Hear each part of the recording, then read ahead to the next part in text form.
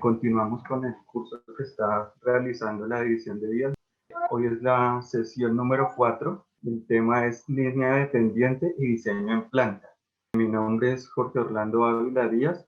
Yo trabajo en la división de vías y transportes y pertenezco al departamento de diseño geométrico de obras lineales. Los objetivos de la charla, tenemos 3 objetivos. El primero, presentar el concepto de trazado de rutas y líneas dependientes.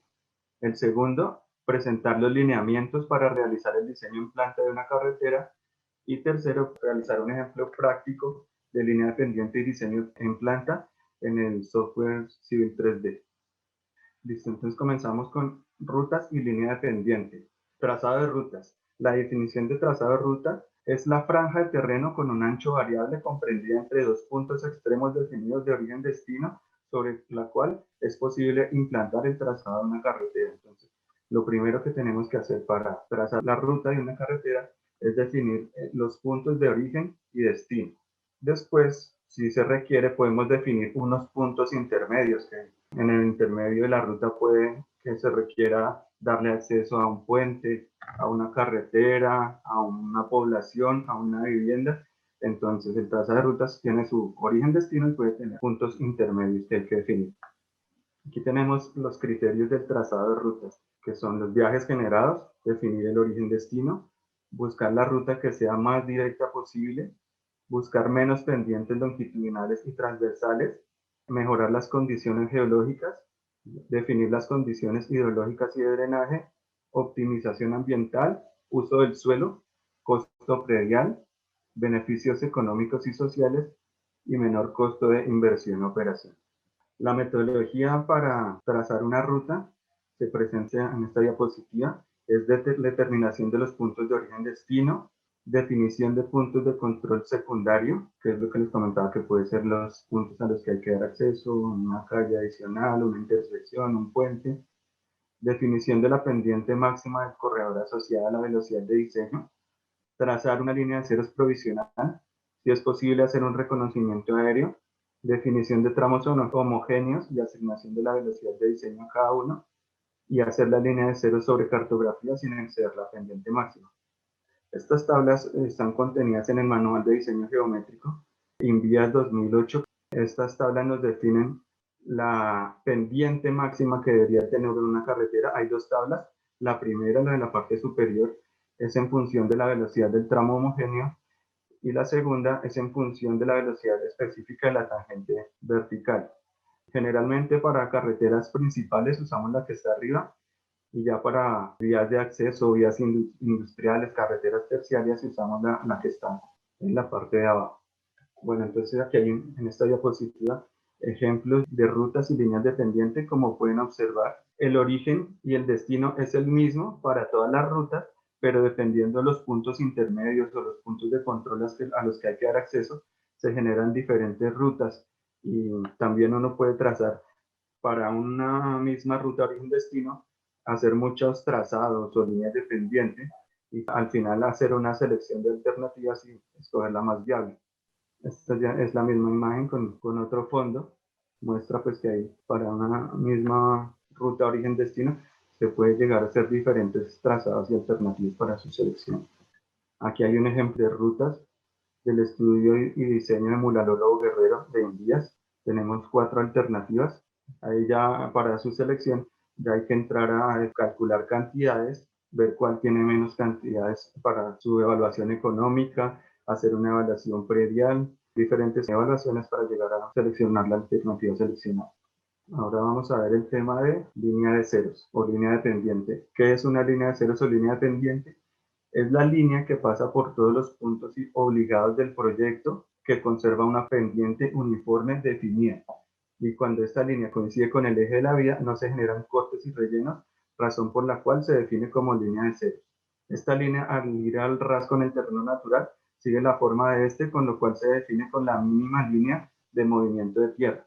Aquí tenemos como un ejemplo gráfico de cómo sería que se traza la línea de ceros, que generalmente es necesario hacerlo sobre una cartografía con curvas de nivel Antiguamente se hacía planos en papel con un compás de puntas secas, pues como ya sabemos la fórmula de pendiente es y sobre x, la diferencia de elevaciones sobre la distancia en x, ahí pues despejamos sobre la pendiente, perdón, la pendiente es y sobre x, entonces tenemos en el denominador la diferencia de elevaciones y abajo la distancia en x.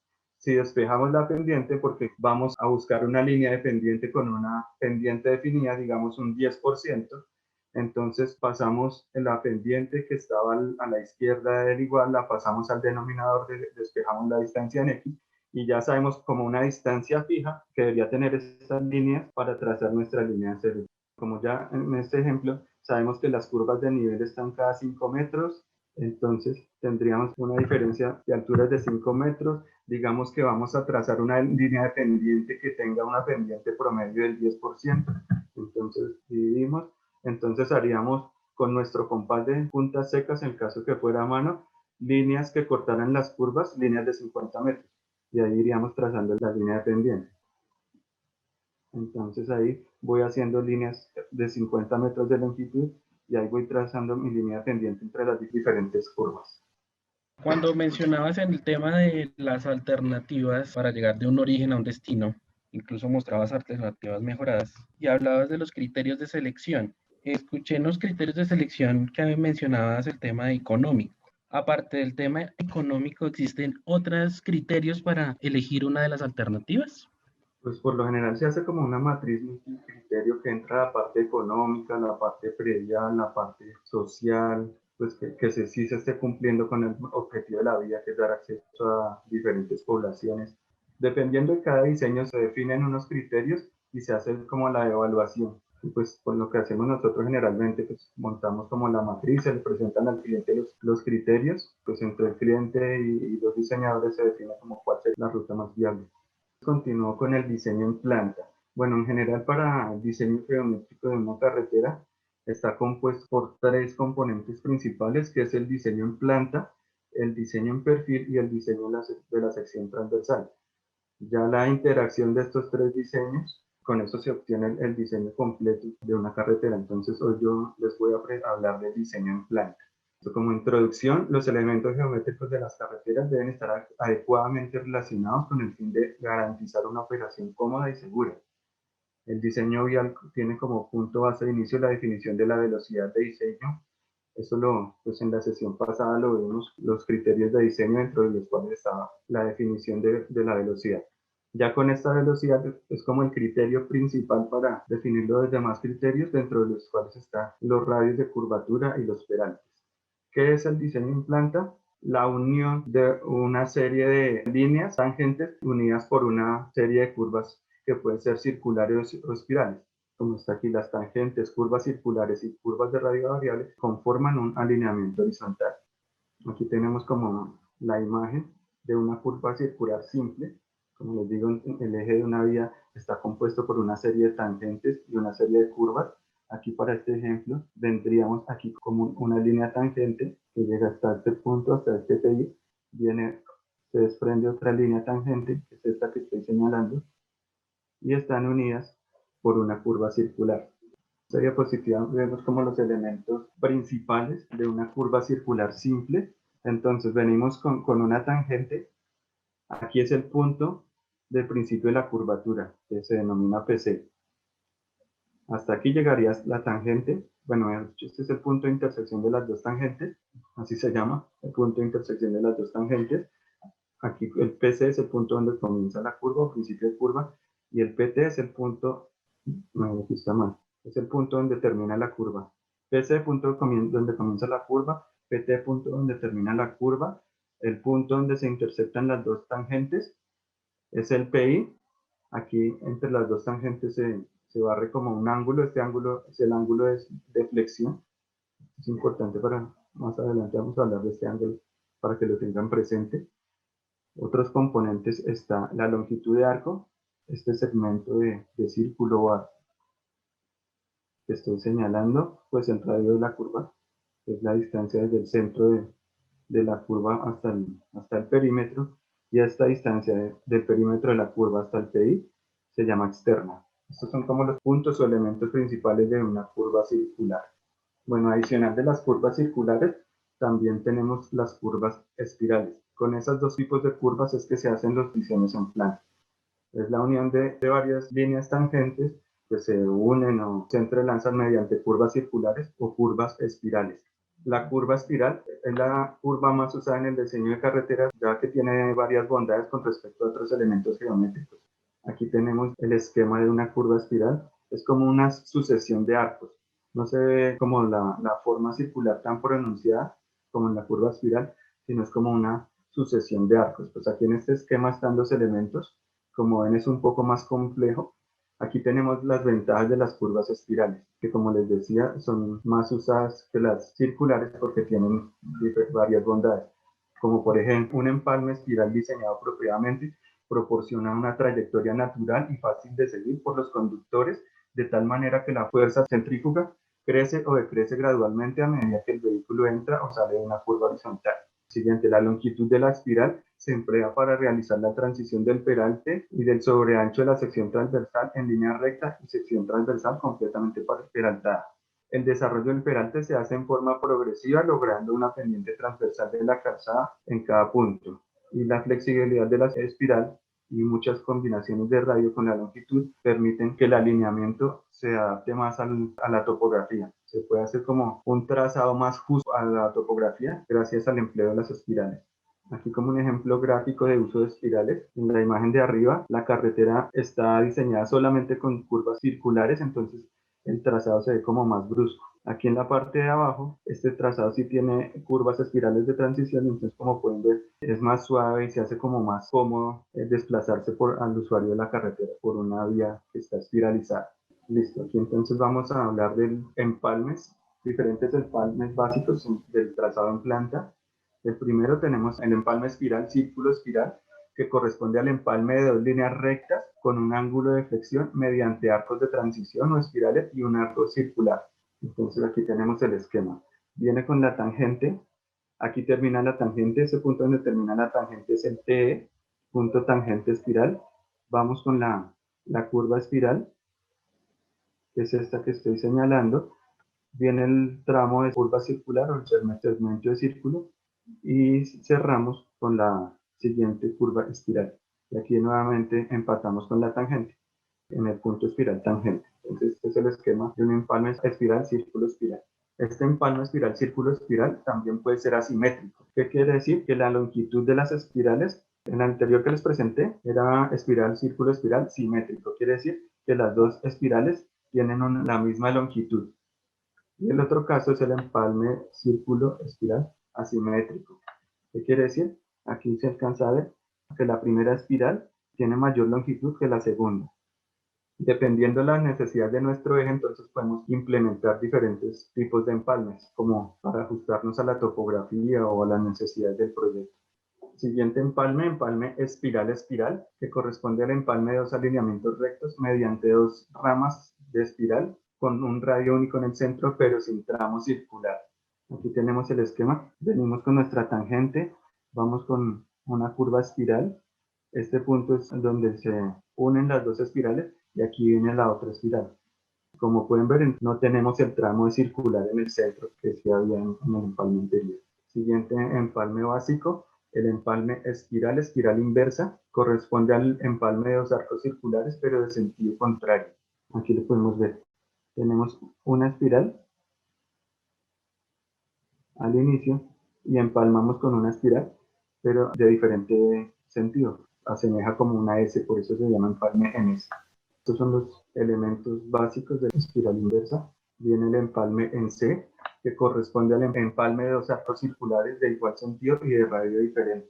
Aquí tenemos el esquema. Tenemos un segmento de círculo de radio mayor. Aquí tenemos un segmento de círculo de radio menor y están unidos por un tramo o una curva espiral, que es la que está como resaltada en negrita. Entonces el empalme en C es el que está compuesto por una espiral que une dos círculos de igual sentido pero diferente radio.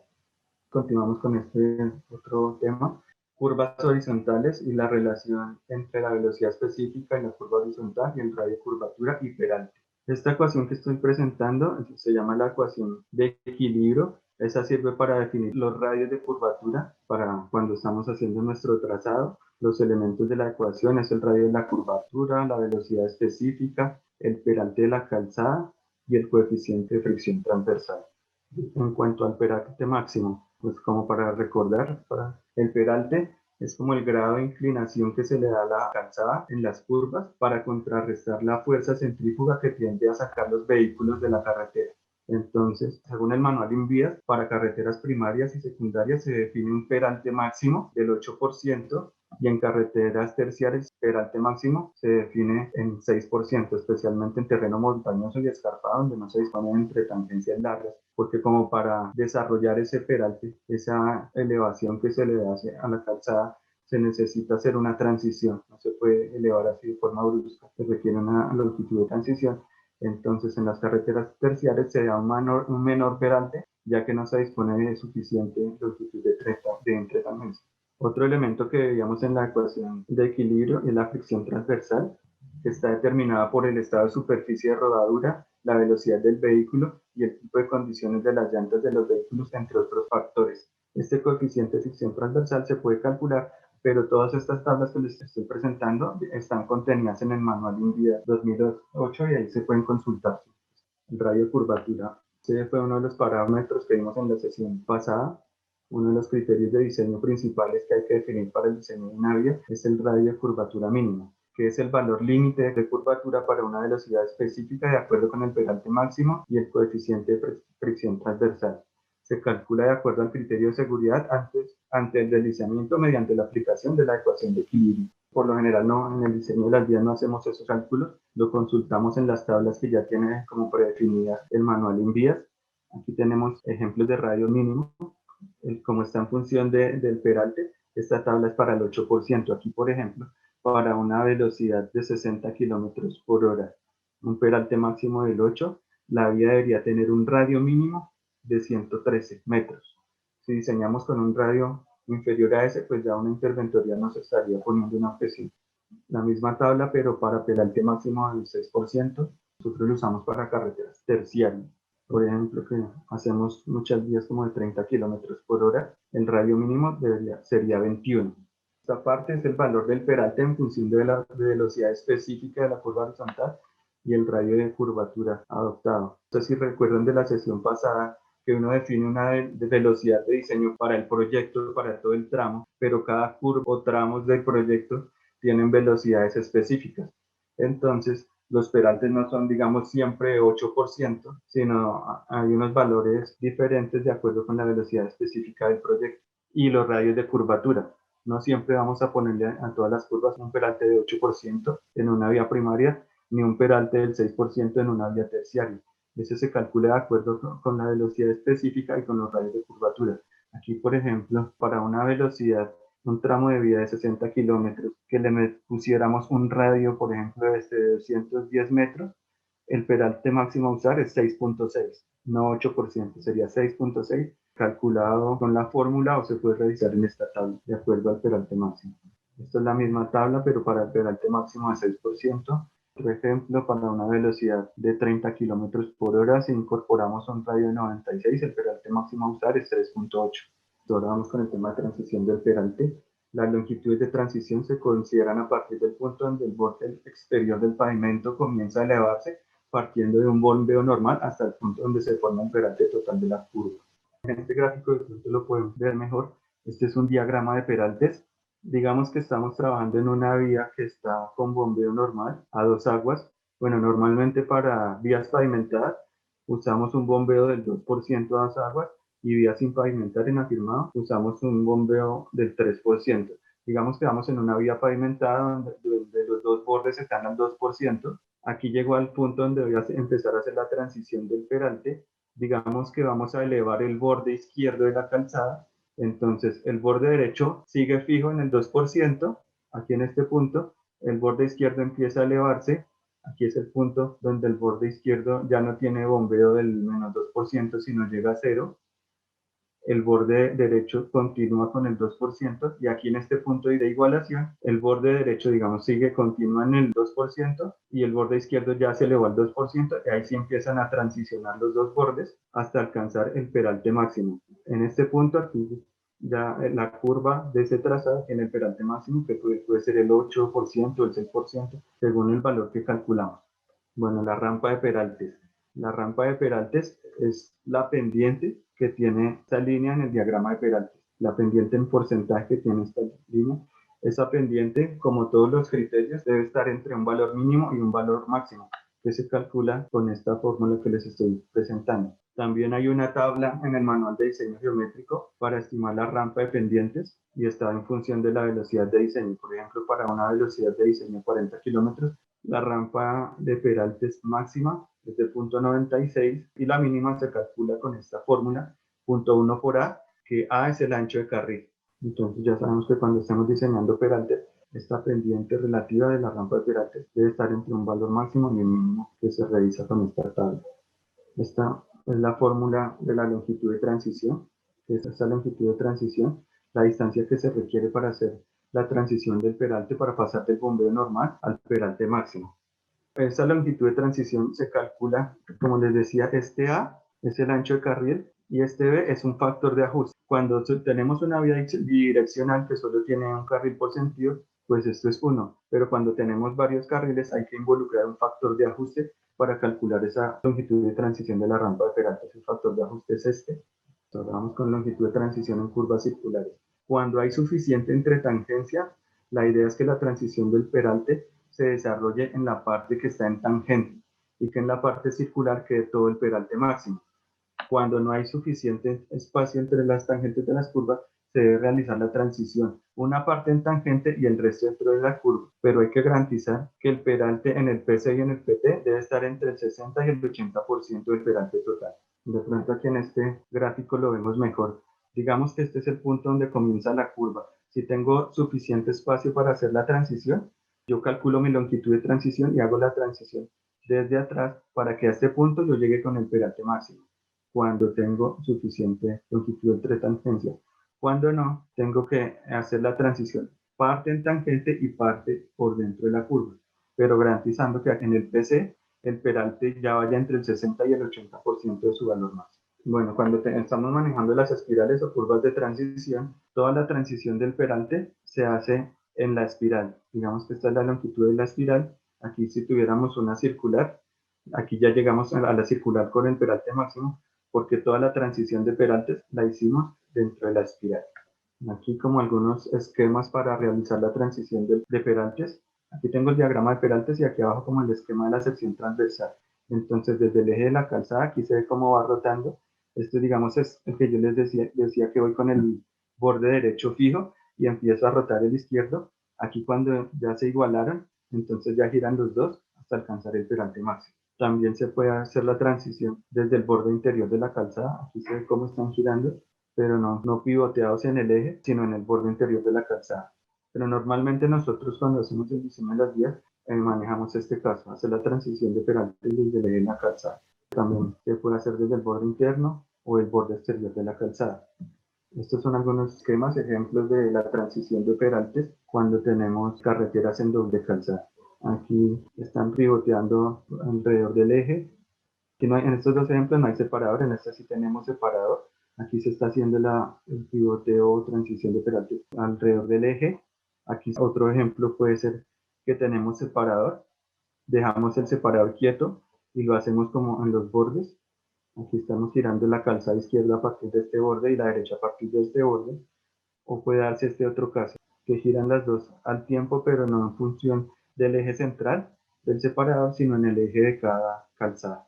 Bueno, curvas amplias que no requieren peralte. Se da el caso en que las curvas que tienen unos radios muy grandes no requieren peralte. ¿Por qué? Porque la fuerza centrífuga o la fuerza de fricción de la carretera que tiende a sacar los vehículos de su trayectoria es mínima. Entonces, en ese caso, no es necesario implementar peralte, pero tienen que ser unos radios muy grandes. Aquí en el ejemplo del manual deberían ser como radios de 3500 para que se dé ese caso. Las longitudes de las curvas espirales, también dentro de los criterios hay que definir una longitud máxima El manual de diseño presenta 4 criterios para definir esas longitudes de espirales. Pues aquí están las fórmulas. Lo que se hace es, con base en los 4 criterios, se calcula un parámetro A de la curva, que es el parámetro mínimo de la curva. Se calcula por los 4 métodos y se escoge el valor mayor. Ese valor mayor se multiplica al cuadrado y se divide por el radio de la curva, y ahí obtenemos el valor mínimo de longitud de la curva espiral.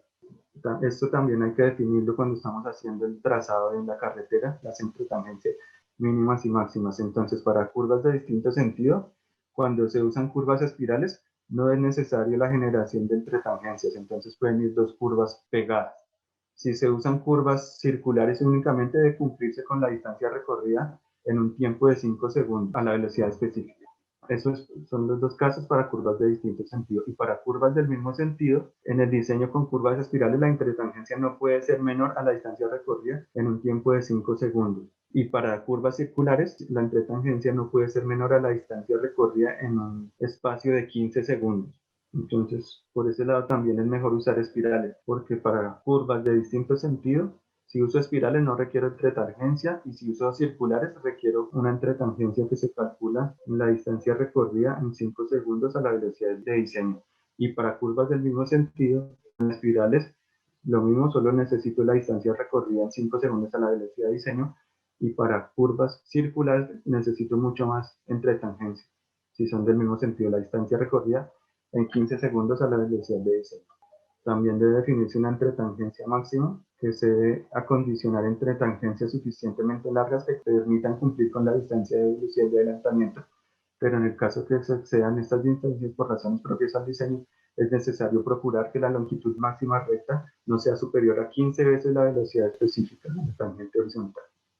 Bueno, aquí esta parte hace referencia a la relación entre los radios de curvas horizontales contiguas.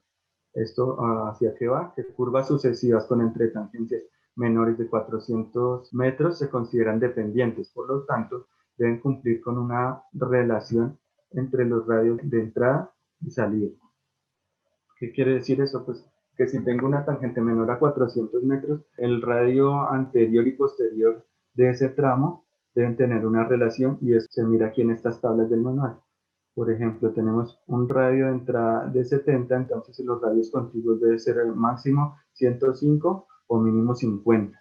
Este criterio se da como cuando estamos haciendo el trazado de vías nuevas, porque cuando hacemos mejoramiento o rehabilitación o segundas calzadas, pues necesariamente debemos pegarnos a la geometría de la calzada existente, no podemos aplicar este criterio de radios contiguos.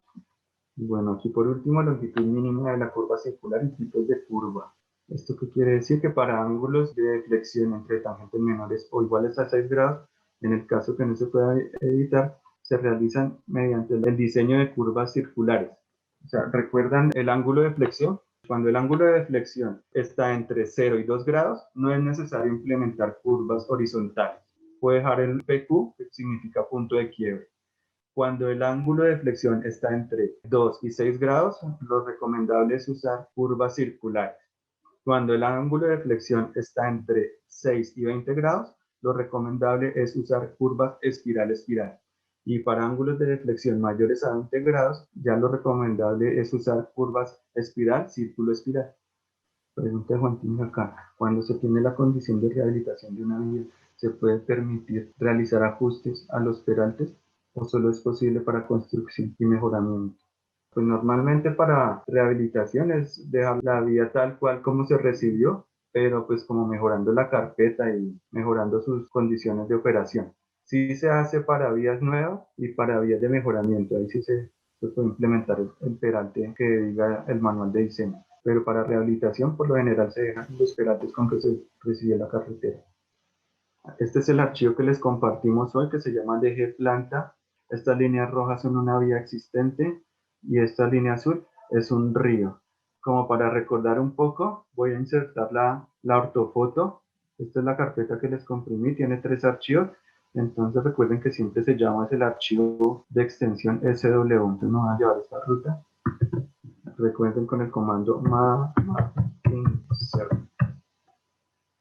Me pide la ruta de la ortofoto y cargo el archivo SW.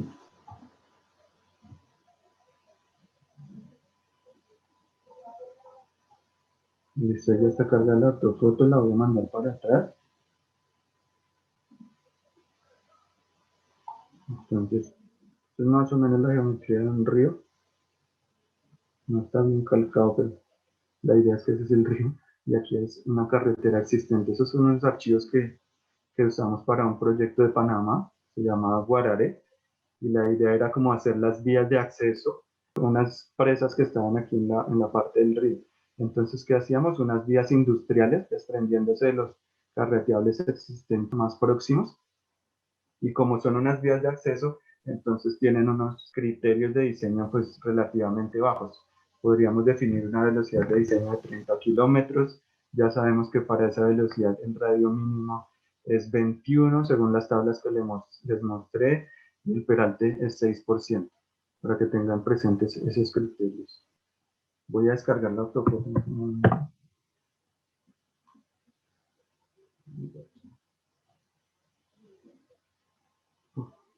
Listo, cuando vimos el tema de superficies, aquí por este lado aprendimos cómo generar las superficies a partir de puntos y al final de la charla vimos cómo exportar esa misma superficie a archivos de extensión XML. Dentro de la información que les compartimos hoy, hay un archivo XML que se ya trae el modelo topográfico, entonces yo lo voy a insertar. Se inserta por aquí, esta línea de comandos del civil, insert. Aquí está la XML. Yo aquí lo tengo, se llama Guararé Presa XML. Listo, entonces, y ese, como les digo, ya trae la superficie de la topografía. Si desplegamos aquí, ya queda nuestra topografía. Voy a seleccionar la superficie, le voy a dar el botón derecho y le doy Surface Properties. Aquí le voy a cambiar el estilo. En nuestras plantillas ya tenemos los estilos predefinidos que les mencionaba. Voy a usar este, que es curvas de nivel cada 2 metros y como en sombra, background, para hacer el ejercicio de la línea en cero. Listo, entonces ya me quedó curvado, curvas de nivel cada 2 metros. Entonces voy a hacer el ejercicio de hacer una línea de ceros partiendo de la vía existente y buscando llegar a la parte baja del río, que nos hayan pedido hacer ese trazado, desprendernos de la existente y llegar hasta la parte baja del río. Entonces, si recuerdan lo que vimos de línea de ceros, entonces, como tengo las curvas de nivel cada 2 metros, ya se ve que la diferencia de altura es 2 metros, y según una de las tablas que les mostré de pendiente máxima, para esas vías industriales, para 30 kilómetros, se puede manejar una pendiente de hasta el 14%. Cuando hacemos el ejercicio de línea de ceros, nos vamos con una pendiente un poco más baja como para hacer una iteración, no pasarnos, y ahí después uno puede ir jugando, buscando subirlo. Pero yo por lo general me voy con una pendiente más bajita, entonces voy a tratar de irme a hacer una línea de ceros con una pendiente constante del 10%.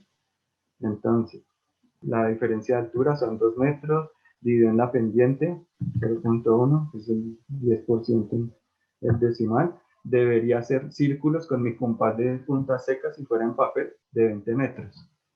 Hagamos aquí un ejemplo. Círculo de radio 20. Digamos que aquí fuera a empezar el diseño de la vía. Entonces, parto de aquí y me voy hasta el punto donde el círculo corta la siguiente curva de nivel. Sería hasta ahí. Ahí debería otra vez con el compás hacer otro círculo de radio 20 e ir haciendo la línea de pendiente.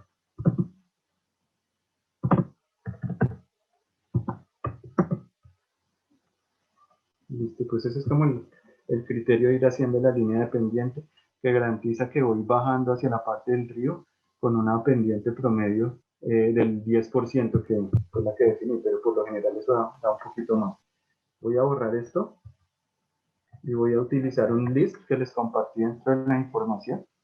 Lo arrastro, ya quedó cargado y se ejecuta con el comando C.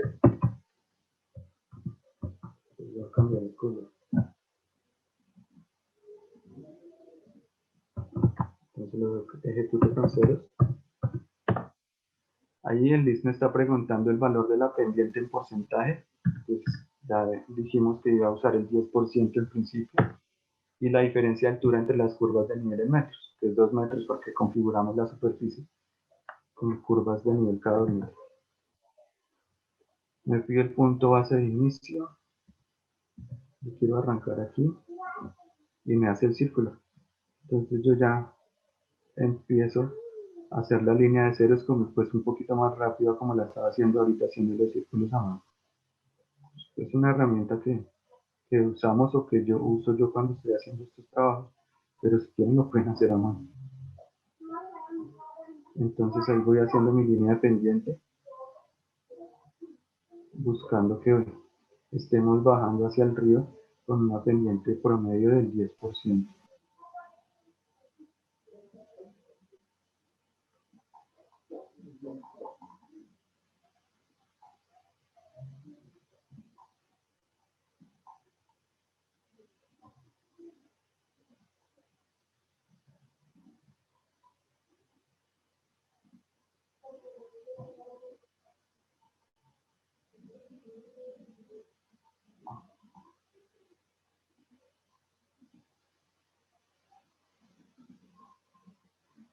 Aquí estamos haciendo el trazado de la vía buscando llegar desde la vía existente hasta el río.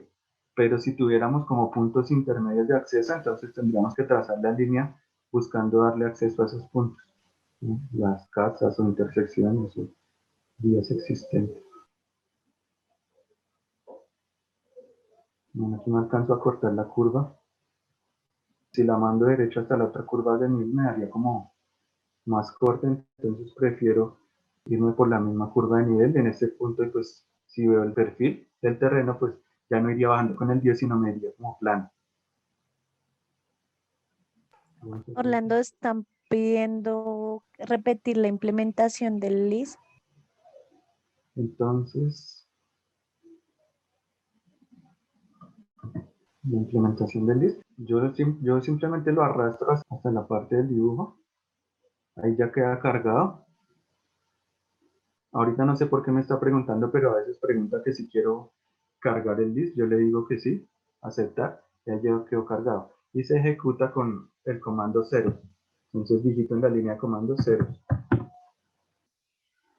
Me está pidiendo el valor de la pendiente en porcentaje. Ya definimos que esta vía podría tener una pendiente máxima del 14, pero en principio me voy a ir con el 10. Entonces le digo 10.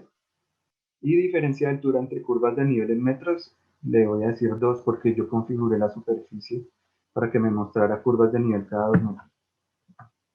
Listo, me dice que pique el punto de inicio, que es este, pues para continuar mi línea de cero, y ahí me arranca a hacer los círculos. Estas curvas están como muy separadas, entonces me voy a ir como por la misma curva de nivel por ahora, mientras logro volver a cortar alguna curva de nivel. Digamos que aquí entonces ya puedo seguir bajando. En ese caso, el perfil de este tramito no quedaría con pendiente descendiente del 10%, sino quedaría plano, porque voy por la misma curva de nivel.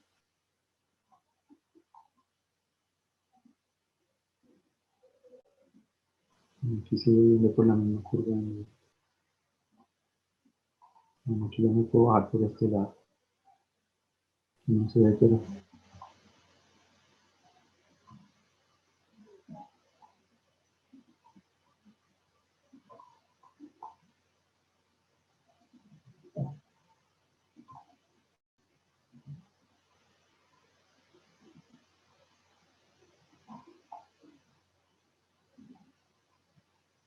como voy, todavía me falta.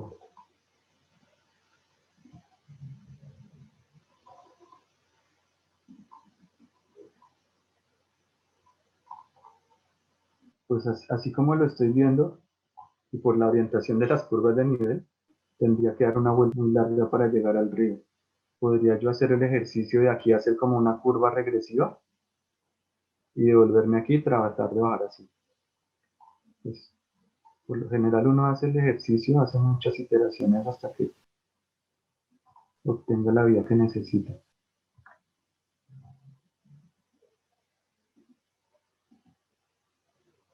Bueno, pues aquí ya la misma topografía me está permitiendo devolverme hacia allá.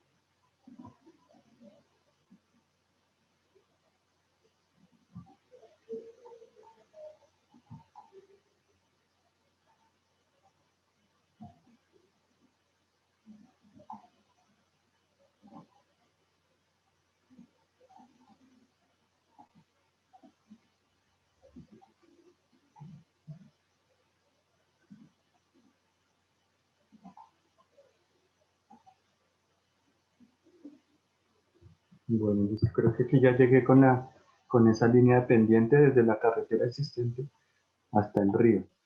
Esta línea de pendiente pues lleva una pendiente, la idea es que lleve su pendiente constante del 10%, y ahora vamos a darle geometría, a trazar el alineamiento en planta. Si yo convirtiera esto en eje, pues no, tendríamos una gran cantidad de puntos de quiebre y no me serviría. No cabrían los radios, tendría muchos PQs, no sería un buen alineamiento. Entonces lo que se hace es tratar de sacar como tangentes largas y meter radios que se asemejen a esta línea de ceros que tracé. Entonces voy a cambiarle el color.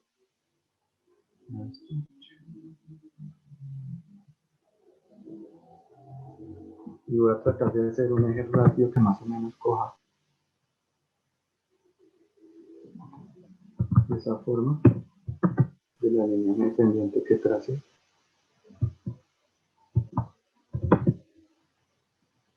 Esto es como la sucesión de tangentes que les comentaba. Aquí este es el ángulo de flexión.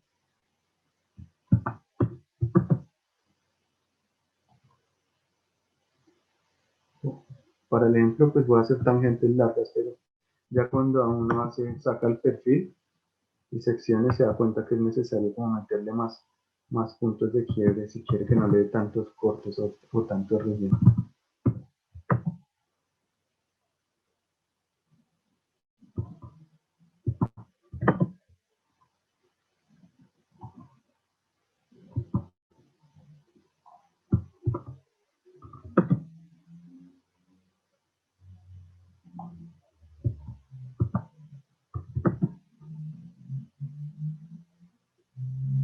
Aquí debería ser algo así, pero entonces no me van a caber los radios. Entonces yo ya más o menos básicamente pues hacer como una línea promedio.